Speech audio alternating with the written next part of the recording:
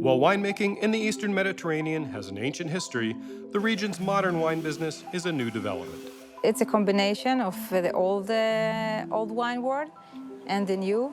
It's a combination of traditional and technology. The Eastern Mediterranean is commonly referred to as the Levant, which includes wine-producing countries such as Israel, Lebanon, Syria, Jordan, and Cyprus. I believe the Eastern Mediterranean is our region. Kosher is not a country, and Israel's not an island. Israel is a small, thin country which would fit into New Jersey, producing 40 million bottles a year. Wine growing is well documented in ancient Israel and often referenced in biblical texts from Noah to King David. Not just the Jews that were here, also the Byzantine and the Romans passing this area. The Roman destruction of the Second Temple in Jerusalem led to the Jewish diaspora and the loss of important winemaking knowledge. Arab conquest in the mid-7th century led to further decline, as alcohol is forbidden in Islamic law. Jews returned in the 19th century, reestablishing winemaking traditions. 150 years ago, wine was a cottage industry here. It was made at people's homes primarily for sacramental wine, using the ancient local grapes of Israel. And then 120 years ago, Baron Edmond de Rothschild, owner of Chateau Lafite, founded a modern Israeli wine industry. The wine in Israel was fairly ordinary until the 1980s, when the Golan Heights Winery was formed, and Israel wine industry began to move northwards and eastwards in search of higher altitudes. With international recognition of Golan Heights Winery, boutique producers began to look to other high-altitude regions, including the Upper Galilee, the Judean Hills, and the Negev Highlands, which can reach elevations above 2,000 feet. A lot of young people, me too, went outside of Israel to study winemaking. I went to UC Davis. A lot of people went to Australia, South Africa, to France, to Italy, and came with a lot of knowledge, bringing a lot of assets into this industry. The climate that you get in Israel is classic Mediterranean. It comes from the sea. It's a tiny country, but we have an enormous variety of microclimates. It's explained by the fact that the harvest can begin in mid-July and continue to the first week in November. Generally, the country grows hotter as you approach the Jordan Desert and drier as you move south, making irrigation important in most areas. The Golan Heights was the first quality wine region in modern Israel and features unique volcanic-derived soils and elevations up to 3,900 feet. To the southwest is the Galilee, divided into the upper and lower regions, with high elevations near Mount Meron being among the most prized.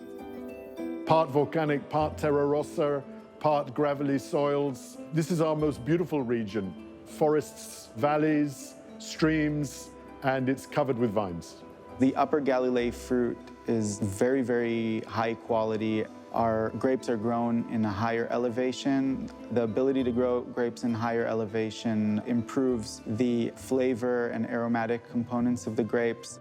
Lower Galilee obviously are more lower in terms of elevation, above sea level. Different kind of soil, more deep soil, more valley soil. Most of Israel's Mediterranean coastline is included within the more hot and humid coastal plain region.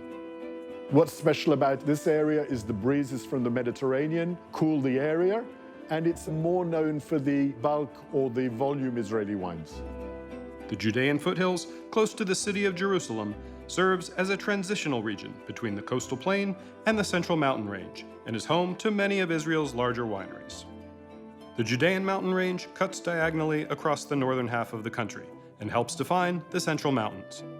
The region begins near the Mediterranean at the historic home of Carmel Winery and includes the Judean Hills, a large portion of the West Bank, and the Shomron Hills, home to recent high-elevation plantings on limestone soils. The Judean Hills region, in the southern part of the Central Mountains, is regarded as one of Israel's top wine areas and includes the hills around Jerusalem, reaching to 3,000 feet in elevation. The Yatir Forest marks the end of the Judean Hills and Central Mountains, separating them from the Negev Desert, which forms the southern half of Israel. Though largely inhospitable to viticulture, an exception is the Negev Highlands, a high-elevation area near the coast. After initial success with Chardonnay and Bordeaux varieties, Israel has diversified to a wider range of grapes. Chardonnay can grow very well here and can make great wine, different wine. Sauvignon Blanc does very well in Israel. If you're expecting to taste New Zealand, you won't get that. Instead, you'll get a wine that is very true to the region it comes from. Many of the wines that gained early accolades were based on Cabernet Sauvignon. It still is one of the most popular or widely planted grape varieties for wine in Israel. I think it does also carry its own character depending on where it comes from. Whether it's the Judean hills or the Galilee, the wines will be quite different. Israel's warm climate allows for Petit Verdot to reach full ripeness and deserve dedicated bottlings. And in recent years, there's been an increasing interest in Mediterranean varieties. What's happening now is there's a big trend to Mediterranean varieties, Mediterranean blends, sometimes blends between Bordeaux varieties and Mediterranean varieties like Cabernet and Syrah. Syrah is a perfect variety for Israel. It can grow in the high places in Israel in a cold climate, which gives a more Syrah with black pepper, violet flowers that we know from the northern Rhone, down to a very robust, intense black fruit from hot climate area. Producers are rediscovering the potential of their old vine Carignan, long a workhorse of the bulk wine industry. Carignan is very spicy. You will always get this cinch of strawberry in it. It is a variety that was brought by Baron Rothschild when he started helping the first immigrants that came from Europe to Israel in the 1880s. Other heritage varieties like Chenin Blanc are also receiving renewed attention. It was planted as a mass production white grape and didn't have much potential. Same with Semillon. Now these varieties are coming back because they just make fantastic wines. Beyond French varieties, Israel is home to a unique range of more than 100 indigenous grapes. It's hard to tell what indigenous varieties, what kind of role they will play and what they will do in the future. I think it will be the passport or flag that we will be able to raise. And I'm talking about Marawi, Jandali, Bituni. These are names no one's ever heard of. Most people in Israel haven't heard of them. But we're investigating, experimenting. Marawi is a white varietals with a very distinct mineral and fruity characteristic. The Buki is an ancient white grape grown in Israel for hundreds of years. Veggie, a little bit cabbagey, great acidity. It's different, but it's delicious. In 1972, Carignan and Sauzal were crossed to produce Argaman. The idea behind it was to create a fertile, strong, resilient vine which can give a high volume of fruit with great color. People have realized that you can make a quality wine from Argaman. It's got good fruit, good acidity, and it's an Israeli variety. Many of these indigenous varieties have also been preserved in the West Bank, where a number of mostly Christian-owned Palestinian wineries operate today. The most important is Kremisan, a monastery founded by Salesian priests in 1885.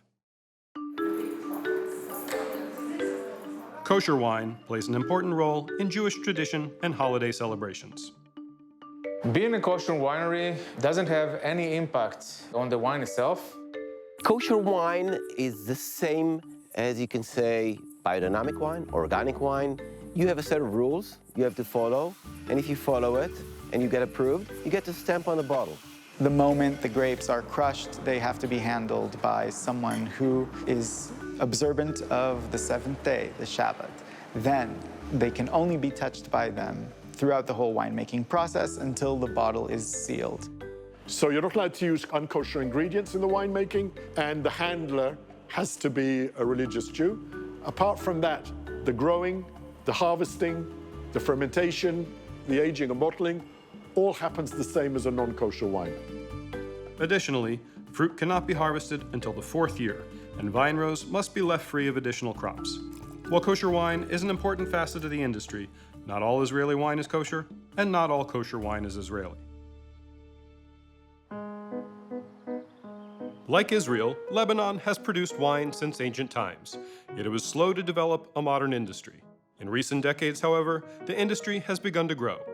We have traces going back to 6,000–7,000 years, 4,000–5,000 years BC, where the Phoenicians used to produce wines and trade them along the Mediterranean and through the continent.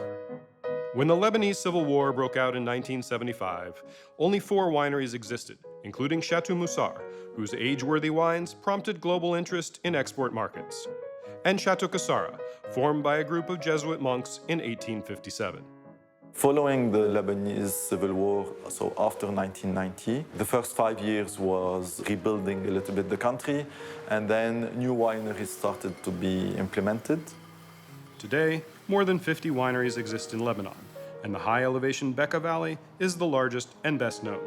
It's a good area where you have a lot of water, underground water tables, due to the snow which are on these mountain chains during the winter. While Lebanon has a strong emphasis on Bordeaux and northern Mediterranean varieties, 2 indigenous whites create unique wines in mountain vineyards. Obeide has a character which is close to Chardonnay or Chasselas. Merwah is like the Semillon grape variety.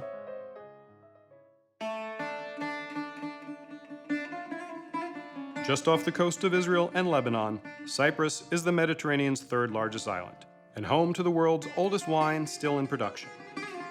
Commanderia, a sweet, dried grape wine, is made with a recipe similar to the one documented by Hesiod around 700 BCE. Phylloxera has yet to reach Cyprus, and vines are largely planted on their own rootstock. While Cyprus was once best known for producing Cypriot sherry, recent decades have witnessed a shift to dry, unfortified wines made from both indigenous and French varieties. Commanderia's Mavro and Zinasteri are the most planted grapes, with the white Zinasteri showing particular promise for dry whites. The food of the Eastern Mediterranean is influenced by the region's abundant produce and both Arab and European traditions.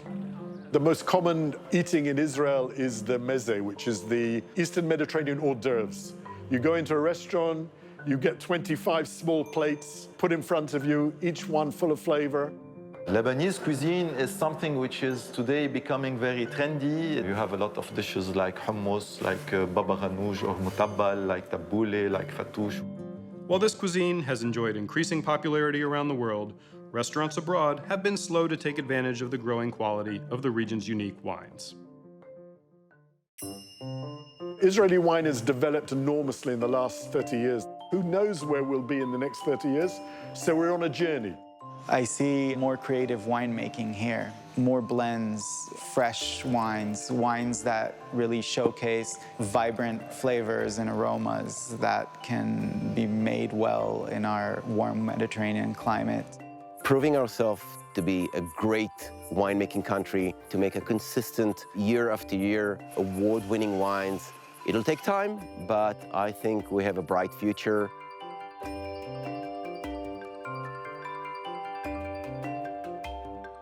Guildsom is a nonprofit membership organization for wine professionals. Visit guildsom.com to become a member and gain access to all of our educational content, in-person classes, and a global network.